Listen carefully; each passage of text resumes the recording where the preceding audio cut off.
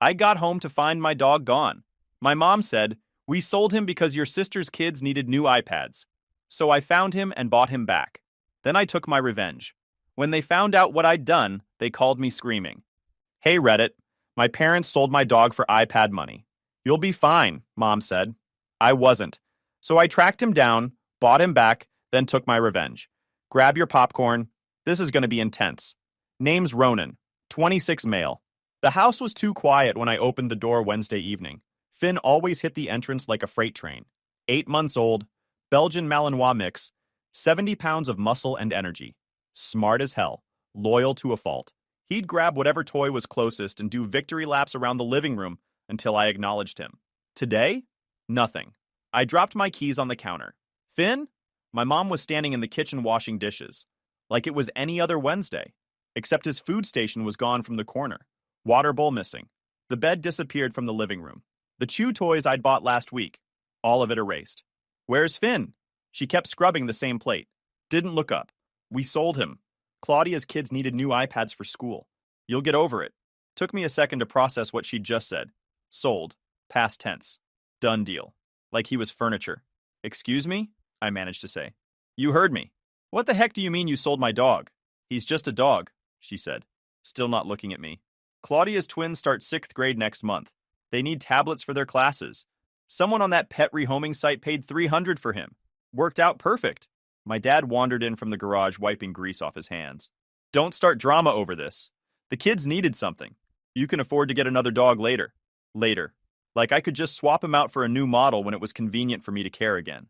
I walked upstairs before I said something that would turn this into the kind of fight where police show up. Closed my door. Sat on my bed staring at the empty corner where his crate used to be. The corner where he'd sleep every night with his head on my shoe because he liked knowing where I was. They'd planned this. Waited until I left for my shift at the warehouse. Found someone willing to pay. Handed over a living thing I'd raised from a puppy and pocketed $300 for tablets that would be obsolete in 2 years. For reference, I'm 26. Been living at home 3 years trying to save for my own place. Big mistake. My family saw me less as a son and more as a checking account. My sister Claudia was 31 with twin daughters and a husband who worked sporadically between business ventures that never panned out. My parents treated her kids like they walked on water and me like the bank financing everything. The pattern had been there for years. Last Thanksgiving, Claudia showed up in a new Lexus. Gift from mom and dad. That same month, I'd lent them $2,000 for bills. Never saw it back. When I asked, my mom got teary and said she thought it was a gift. That I was cruel bringing it up during holidays. Meanwhile, my brother-in-law's truck payment kept appearing on my statements. $400 monthly. My dad would show up needing my truck for a quick errand that turned into 3-day construction projects. Came back with scratches, dents, empty tank. When I complained, he'd say I should be grateful he was teaching me about family loyalty. Loyalty only went one direction in that house. I opened my laptop and started searching. Craigslist first, then Facebook Marketplace, OfferUp, Nextdoor, every rehoming site in Maricopa County. Finn wasn't just any mutt. Belgian Malinois mix with tan and black coloring, pointed ears, white patch shaped like a lightning bolt on his chest. Distinctive. Someone would list him, set up alerts on every platform, made a spreadsheet with columns for date, location, price, contact info, photos, checked the posting history on every account that had listed similar dogs in the last week, cross-referenced profiles, looked for patterns. My supervisor texted at midnight asking where I was tomorrow. Deleted it. Called in sick the next morning using a voice I didn't have to fake. First sick day in 18 months. My parents thought I was upstairs sulking, that I'd come down by dinner, maybe apologize for the attitude, accept their decision like I always did. Like when they borrowed my truck for 6 months and returned it with a blown transmission and empty tank. Like when they used my credit card for their anniversary dinner. $300 I never saw again. Like when they promised to chip in on my student loans, then bought Claudia a minivan instead. Not this time. Around 2 in the morning, I found a lead. Belgian Malinois mix posted 6 hours ago on a rehoming group. Description said, high-energy working breed needs experienced owner. $300. Photos showed a fenced backyard in Tempe. Couldn't see the dog's face clearly, but the build looked right. Coloring matched. I sent a message. Said I was interested. Asked if the dog was still available. Got a response 10 minutes later. Yes. Could I meet tomorrow? I said absolutely. Spent the next day gathering evidence. Pulled up my bank statements going back 2 years. Actually read them this time instead of just checking the balance before paying rent. The pattern was way worse than I thought. Started 18 months ago. $43 at a gas station in Chandler. I'd never been to Chandler. 72 at a grocery store I'd never heard of. Then it escalated. 200 at Target, 350 at Best Buy, 540 at some furniture outlet in Mesa. All charged to the debit card attached to the account my mom convinced me to add her to just for emergencies. $9,247 across 18 months. Felt sick seeing that number. The charges painted a picture. Lifestyle. 300 to Valley Pet Adoptions 2 days ago. Same amount they got for Finn. 1,500 to Zales Jewelers last October. My sister's birthday bracelet she'd posted all over Facebook. 700 to some resort in Sedona for their anniversary weekend, while I pulled doubles they claimed were to help cover their water bill emergency. 400 monthly payments to Southwest Auto Finance. My brother-in-law's truck that kept breaking down outside my house. Another 600 spread across charges at Home Depot, with consulting business in the memo line. His was funding their entire operation on my back, while I worked 50-hour weeks trying to save $3,000 for a deposit on my own place. I started taking screenshots, created a timeline, started documenting everything. Screenshots of every charge, bank statements, text messages where my mom asked to borrow money I never got back, emails about the joint account, found something else while digging. 3 separate charges to a casino in Laughlin over the past year, 200 each. My parents had never mentioned going to Laughlin, but my brother-in-law had posted photos from there on his birthday. Another piece of the puzzle. They'd been funding his weekend trips while telling me they couldn't afford their water bill. I called the bank, explained there were fraudulent charges on my account, that someone with access had been making unauthorized purchases. The rep asked if I wanted to file a dispute. I said yes, all of them. She put me on hold. Came back 5 minutes later. Said I could file, but it would flag the account for investigation. That anyone with access would be contacted. Legal implications if the charges were made by someone I knew. I filed the disputes. Every single one. 93 transactions. The rep said it would take a few business days to process. That my account would be temporarily frozen during investigation. That I should expect calls from their fraud department. Next, I opened a new account at a credit union across town. Transferred everything except $12. Just enough to keep the old account open for the investigation. Set up new direct deposit. Changed all passwords. Updated security questions to things my family couldn't possibly know. Then I started apartment hunting for real this time. Not the half-hearted browsing I'd been doing for years while making excuses about saving money. Actually serious looking. 1 bedroom, ground floor, allows large dogs. Within 30 minutes of work. Budget, 800 max. Found 3 possibilities by nightfall. Sent inquiry emails to all of them. Got 2 responses within an hour. That's when my phone buzzed. Text from my mom. Why is the bank calling me about fraudulent charges? I didn't respond.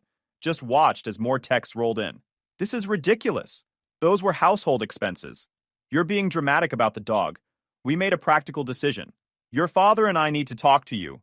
Come downstairs. Another text came from Dad. The bank froze our account. Whatever you did, undo it now. This is affecting your mother's medication refills. First, I'd heard about any medication. Convenient timing. I turned on airplane mode, went to bed, slept better than I had in months. Woke up the next morning to discover they'd changed the Wi-Fi password and removed my phone line from their family plan. Classic move. I grabbed my stuff and walked out without saying a word to either of them. Drove straight to my buddy Killian's place in Scottsdale. We'd worked together at the warehouse for 2 years. Good guy. Kept his word. I texted him from a coffee shop. Need a place to crash for a week. Family situation. Can I use your couch? Response came back in 30 seconds. Guest room's open. Stay as long as you need. That's friendship. I moved in that afternoon. Didn't tell my parents where I was going. Didn't leave a note.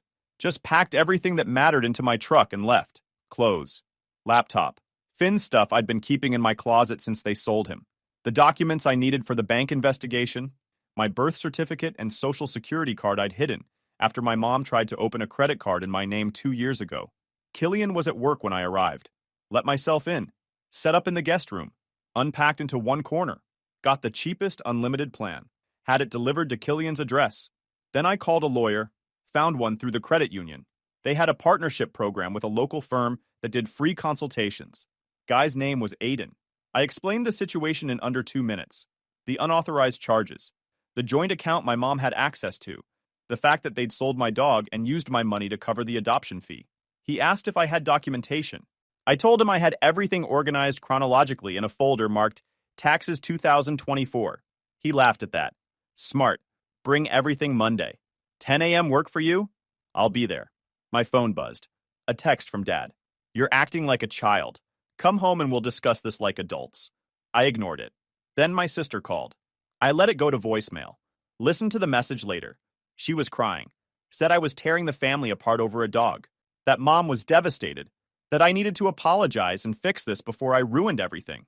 I didn't respond. Turned off my phone. Went to sleep. Monday morning, I met with Aiden at his office in downtown Phoenix. Brought my laptop with every screenshot and document organized in folders. He spent 40 minutes reviewing everything. Took notes. Asked questions about specific charges, how the joint account was set up, what my mom claimed the money was for. Then he leaned back. This is textbook financial abuse. Your mother systematically drained your account over 18 months. The volume and pattern indicate intentional fraud, not misunderstandings. Combined with the unauthorized sale of your property, you've got multiple angles here. I asked what came next. We file a police report. Press charges. Bank investigation supports the criminal case. We pursue civil action for the funds plus damages. Your parents face potential jail time, definitely fines, and a judgment that follows them for years. He paused. The dog sale adds emotional weight. Judges hate people who mess with pets. Plays well in court. I signed the retainer right there. He said paperwork would be ready Wednesday. Drove to the Tempe address from the rehoming posting. The one I'd found that first night. Pulled up to a decent house in a quiet neighborhood. Knocked on the door. A woman in her 40s answered. Said she'd already rehomed the dog. Some guy came by 2 days ago and picked him up. Paid cash. Didn't leave contact info. My chest tightened. Can you describe him? She said early 30s, average height, baseball cap. Drove a black Ford pickup. She'd asked for references, but he seemed knowledgeable about the breed and had cash in hand, so she went with it. I thanked her and left. Not Finn then. Wrong timeline. Wrong description. I spent the rest of the week following leads. Drove to 3 other addresses. None of them panned out. Every dead end made my blood boil. Finn was out there somewhere with strangers who didn't know him. Who didn't know he needed his food puzzle in the morning, or he'd scarf it down too fast. Who didn't know he was scared of garbage trucks. Who didn't know he slept better with a nightlight because loud noises in the dark made him anxious. Wednesday, I filed the police report with Aiden present. Detective Mills reviewed my documentation, asked pointed questions about my parents, my sister, the timeline. She said they'd contact my parents for their side. That fraud cases took time, that I should expect retaliation and document any contact they attempted. I said that's exactly what I was counting on. That night, I got 3 voicemails. One from my dad saying I'd crossed a line. One from my mom crying about how I was destroying the family. One from my sister calling me every name in the book and saying her kids were asking why Uncle Ronan was being mean to Grandma. I forwarded all 3 to Aiden and Detective Mills. My sister tried showing up at my work the next day. Security called me at the warehouse. They escorted her off the property. She left screaming about how I'd regret this. Killian came home from work and found me on the couch, going through another batch of dog listings. He grabbed 2 drinks from the fridge and sat down. They're losing their minds, aren't they? Completely. Good. They earned it. He tapped his can against mine. For what it's worth, you're doing the right thing. Those are not family. They're just thieves who happen to share your DNA. 3 weeks later, I was eating cereal at Killian's place when my phone rang. Unknown number. Almost didn't answer. Something made me pick up. Is this Ronan Doyle? Who's asking? This is Kelly from East Valley Animal Services. I'm calling about a Belgian Malinois mix that was brought to our facility yesterday. His microchip is registered to you. Everything stopped. Is he okay? He's fine. Little underweight. Some anxiety behaviors. But healthy. The people who dropped him off said they couldn't handle him. That he'd been destroying their furniture and escaping their yard. We scanned him for a chip and your name came up. I was already grabbing my keys. I'm on my way. 20 minutes felt like 2 hours. Every red light. Every slow driver. Every second wondering if this was real or if I'd show up to find out someone already claimed him. My hands were white-knuckled on the steering wheel the entire drive. I walked into East Valley Animal Services at 11:40 a.m. The place smelled like industrial cleaner trying to mask dog urine and fear. The woman at the front desk matched her voice. Mid-30s, kind eyes, name tag, said Kelly. She directed me to the kennels without asking questions. She led me through the front area, through a steel door. down a concrete hallway lined with chain link runs filled with barking dogs. Then I saw him at the end of the row. Finn was pacing in the corner of his kennel, thinner than 3 weeks ago, ribs visible when he turned, coat dull and patchy in spots like he'd been stress shedding. He had this frantic energy I'd never seen before, kept glancing toward the door every few seconds. Ears back, tail low. I said his name once. His head snapped around, ears shot forward. Then he was at the gate, not walking, launching himself at it, jumping, whining, pawing at the chain link. Hard enough his nails left marks on the metal, making these sounds I'd never heard him make. Something desperate that made my chest hurt. Kelly opened the gate and stepped back. Finn hit me like he'd been shot out of a cannon, knocked me back 3 steps. Would have put me on my ass if I hadn't planted my feet. Paws on my chest, licking my face, whining and crying and shaking all at once, his whole body trembling like he couldn't believe I was real. I wrapped my arms around him. His collar was 2 holes tighter than where I'd kept it. Someone had adjusted it, probably when he started losing weight. That detail hit harder than it should have. "How long has he been here?" I asked. "Since yesterday afternoon. The couple who dropped him off said they'd had him about 3 weeks. Got him from a family rehoming situation. Said he wasn't what they expected." She paused, looked at Finn pressed against me. "I'm guessing you didn't rehome him voluntarily." "My family sold him without permission." Her expression went flat. "That's disgusting." I filled out the paperwork, showed ID, proved ownership through the microchip registration, vet records, photos going back to when he was 10 weeks old. Kelly processed everything. Said there was a $75 surrender fee. I paid it. She gave me the leash. Said he was current on shots, that they'd done a basic health check, that he should see a vet within the week given the weight loss. I thanked her and left. Finn stayed glued to my side the entire walk, jumped in the passenger seat, lay down with his head on my lap, didn't move the entire drive to Killian's place. Killian was home when we arrived. Took one look at Finn and said, "Gosh, looks like he's been through hell." Yeah, people didn't know what they were doing. Couldn't handle him. Dumped him at the shelter yesterday. Killian knelt down. Let Finn sniff his hand. "Hey, buddy, you're home now." Finn's tail gave one weak thump. I set him up in the guest room with me. Food, water, his old bed I'd saved. Spent the rest of the night just sitting with him. He didn't want me out of his sight. Every time I got up to use the bathroom, he followed. I called Aiden the next morning. Told him I had the dog back. He said that was excellent news, that it strengthened our case. Then he told me the fraud charges were moving forward, that the bank had found in my favor on all 93 disputed transactions, that they'd reversed the charges and were pursuing their own investigation into my mom for account fraud, that Detective Mills had interviewed my parents, and they'd given conflicting stories about the money, that my sister had refused to cooperate when contacted. Things were falling apart for them, and I was just getting started.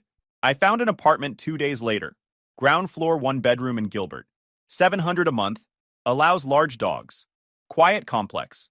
Management didn't ask questions when I said I needed to move in immediately. Signed the lease on the spot. Paid first month, last month, and deposit. $2,800 I'd managed to save. The landlord handed me keys and said I could move in that weekend. Killian helped me move. Took about 3 hours. We grabbed food after. Sat in my empty living room eating burritos on the floor. I showed him my email from Aiden. The fraud charges, civil suit, bank investigation. Killian read it twice. "Your mom's looking at jail time. 6 months to 2 years, plus restitution, fines, permanent record. Your sister? Named in the civil suit for the iPad value, $1,200. Killian handed back my phone. "You're destroying them. They deserve this." We finished eating. Killian left. The next morning I hit IKEA. Bought a futon, basic dishes, cheap coffee maker.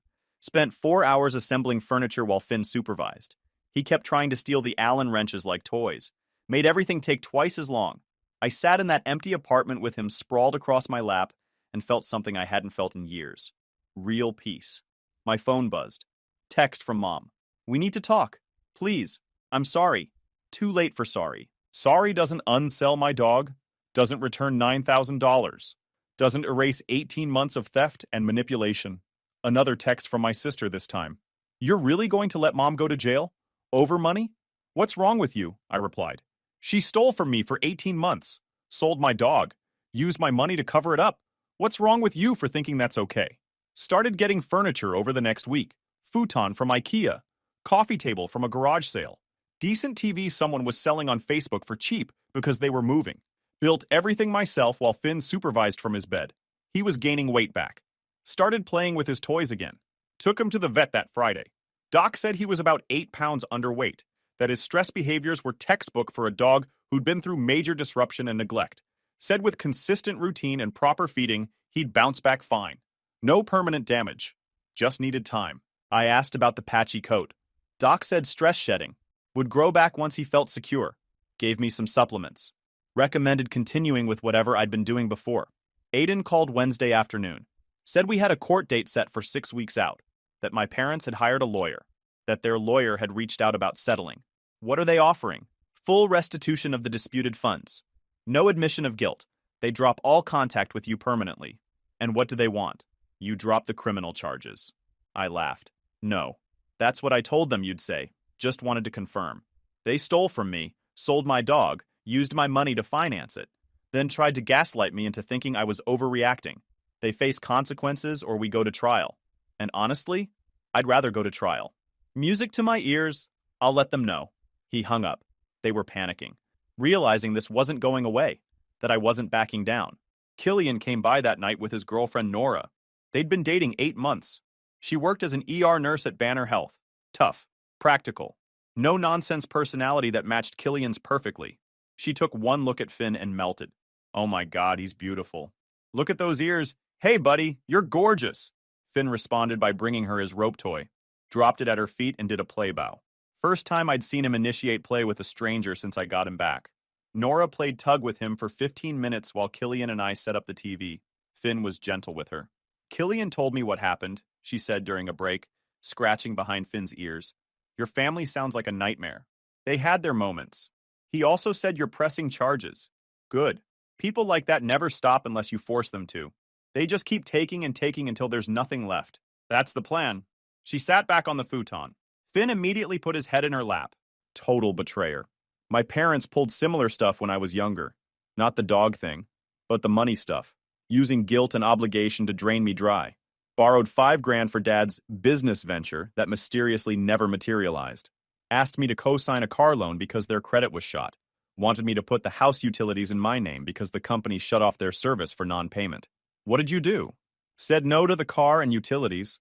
Lost the $5,000 but learned a valuable lesson. Cut them off 5 years ago when they tried to guilt me into paying for my brother's rehab. Best decision I ever made. Haven't heard from them in 3 years. No regrets? None. You don't owe toxic people access to your life just because they're related to you. Blood doesn't entitle them to abuse you. Doesn't mean you have to set yourself on fire to keep them warm. Took me years to figure that out. Killian opened sodas from my fridge, handed one to each of us. To burning bridges with people who deserve it. We tapped cans, we ordered pizza, watched movies. Finn passed out between us on the couch. Normal night. This was what life was supposed to feel like. The court date arrived 6 weeks later on a Tuesday morning. I showed up at 8:45 a.m. with Aiden and a flash drive containing every piece of documentation we'd compiled. 17 pages of evidence that told a story. My parents showed up with their lawyer, public defender named Thomas, who looked like he'd rather be getting dental work.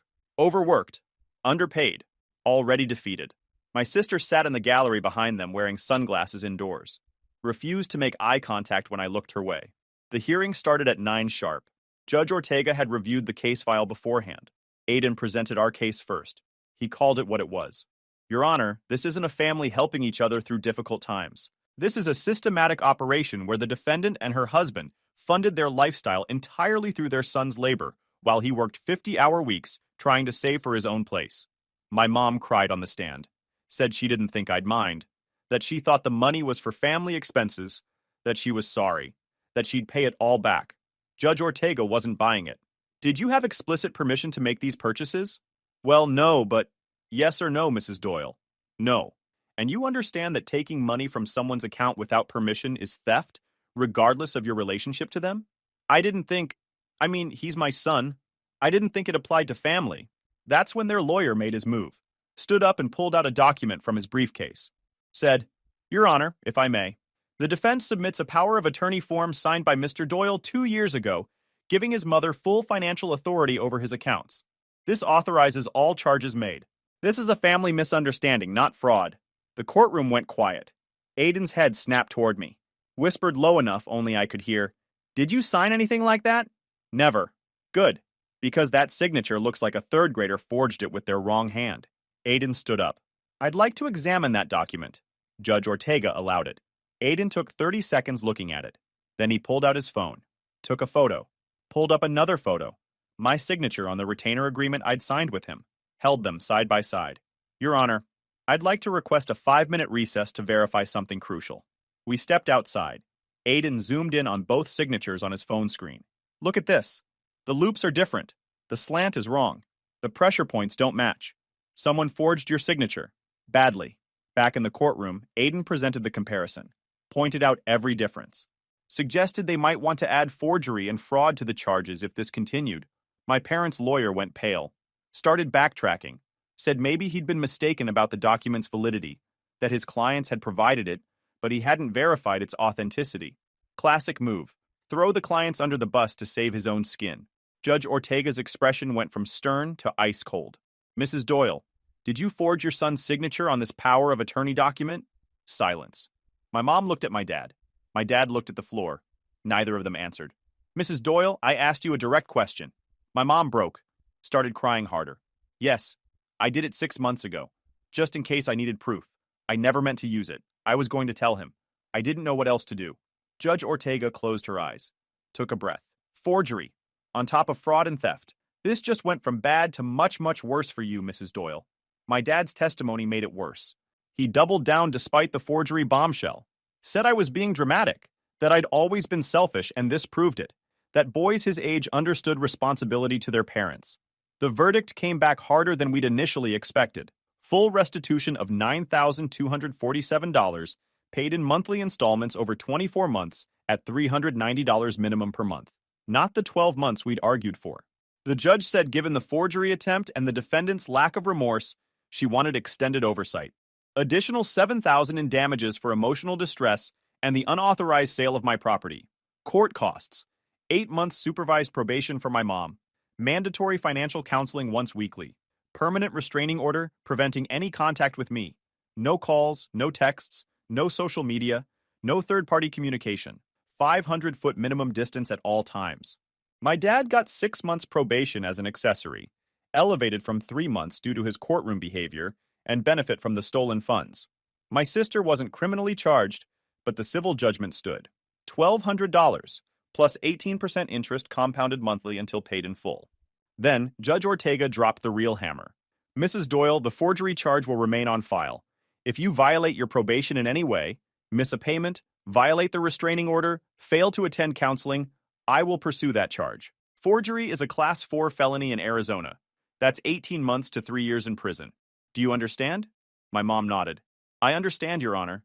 They walked out of that courtroom looking like someone had physically beaten them. My dad's face was gray. My mom couldn't stop shaking.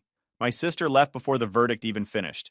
Didn't stick around to watch her parents face consequences for once in their lives. Aiden shook my hand outside the courthouse. That went better than expected. The forgery attempt probably added another year to their probation. You'll get your money back in installments over the next 24 months. The restraining order is permanent unless you petition to remove it. I won't. Didn't think so. If they contact you, document it and call the police. Violation carries separate charges, and given that forgery threat hanging over them, they'd be stupid to risk it. I thanked him, paid his final invoice on my phone, drove back to Gilbert and picked up Finn from Killian's place. How'd it go? Killian asked. I told him everything. Hell yes. He held up his hand. I took it. Your mom going to jail? Not unless she violates probation, but it's on the table now. Nora hugged me. Proud of you. That took guts. That night, I blocked them all, my parents and my sister. Took Finn home, fed him dinner, took him for a long walk around the complex, let him sniff everything, mark his territory, claim this place as home. When we got back, I checked my email. Message from the bank. The investigation had concluded. They'd found evidence of identity fraud related to my account. My mom had attempted to open 2 credit cards in my name over the past 3 years. Both applications had been denied due to credit flags I'd set up, but the attempts were documented. The bank was referring that information to the fraud department and the police. More charges coming, more consequences, more proof that this wasn't a misunderstanding. I forwarded the email to Detective Mills. She responded within the hour, said they'd add it to the existing case file, that it strengthened the pattern of fraud. that my mom was looking at additional charges. A couple months later, I ran into my sister at a grocery store. She saw me first, started walking over with this determined look on her face. I turned my cart around and walked the other way, heard her call after me, kept walking, checked out, and left. She tried calling from a new number that night. I didn't answer. She left a voicemail, said mom was struggling, that the probation was hard on her, that the financial counseling was humiliating, that I should show some compassion. That family forgives. I deleted it without responding. Got a call from Aiden 2 weeks later. Said my mom had missed a restitution payment, that the court had sent her a warning. One more missed payment, and they'd pursue the forgery charges. Think she'll pay? She doesn't have a choice. The alternative is jail time. Real jail, not probation. Your mom strikes me as someone who'd drain her retirement before she'd risk that. Good. Let her feel it for once. That's the spirit. Family forgives. Sure. After they steal from you. Sell your dog. Use your money to fund their lifestyle. Then act like you're the problem for having boundaries. Some bridges you burn. Some you nuke from orbit. This was the second kind, and I had no intention of ever rebuilding it. 3 months after the court date, I got a package delivered to my apartment. No return address. Inside was a framed photo of our family from years ago. Christmas morning. Everyone smiling. My mom's handwriting on the back. Remember when we were happy? I took a photo of it. Sent it to Detective Mills with a note. Restraining order violation? They know my address. She confirmed it was a violation. Said if it happened again, they'd pursue charges. The frame also contained a thumb drive taped to the back. I didn't plug it in. Didn't trust it. Took it straight to Aiden's office. He had his IT guy check it. Virus-free but loaded with family photos and videos. Guilt trip material. Evidence they were escalating their attempts at manipulation. Aiden added it to the case file. Said it showed continued harassment despite court orders. Said the judge would not be pleased if he saw this. I threw the frame in the dumpster. Kept the thumb drive as evidence. Didn't need reminders of what we used to be. What we used to be was built on me not having boundaries. On me accepting whatever they did because that's what family does. On me being useful instead of valued. What I have now is better. Finn's healthy. Happy. We go hiking every weekend. He's learned new commands. Gotten better with other dogs. None of that would have happened in that house. Killian and Nora come over most Fridays. We grill out. Watch games. Normal stuff. No drama. My mom's probation officer calls occasionally to verify I haven't had contact with her, that she's maintaining the no contact order. Each time I confirm she hasn't reached out, that I don't want contact, that the restraining order stays in place. Last I heard, my parents downsized to a smaller place. Sold the house. Probably to cover legal fees and the down payment on that 24-month restitution plan. My sister and her husband separated.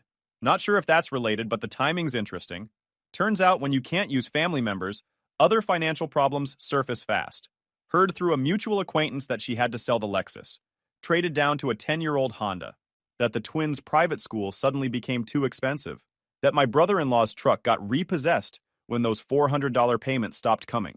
They can keep their guilt trips and their version of family that requires one person to sacrifice everything so everyone else stays comfortable. I'll keep my dog, my apartment, and the life I built brick by brick without asking their permission or needing their approval. Some nights I sit on this futon and think about the version of me that lived in that house. The guy who worked 50-hour weeks and handed over his paycheck, who believed that family meant accepting whatever they did because blood mattered more than respect. That guy's gone, buried under 9,000 pages of bank statements and a court verdict that said enough.